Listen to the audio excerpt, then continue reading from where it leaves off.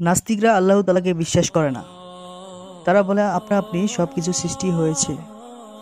এরকম একটি নাস্তিকের সাথে আবু হানিফা বিতর্কিত করবেন সময় নির্ধারিত হলো।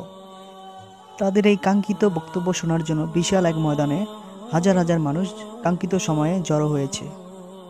নাস্তিক এসেছে, কিন্তু ইমাম আবু হুনাইফা আসেনি। দীর্ঘ সময় অতিবাহিত হওয়ার পর তিনি আসলেন। নাস্তিক বলল, ভাই আপনার আসতে এত সময় লেগেছে কেন? ইমাম সাহেব বলল, ভাই আমি নদী পার হতে গিয়ে নৌকা পাইনি, এই কারণে দেরি হয়েছে।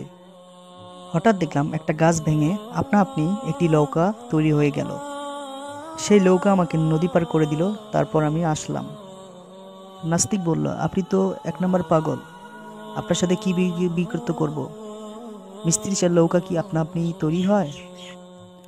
তখন আবু ইমাম হানিফা বলল, তাহলে কি মিস্ত্রি ছাড়াই কিভাবে আকাশ জমিন সৃষ্টি হয়েছে?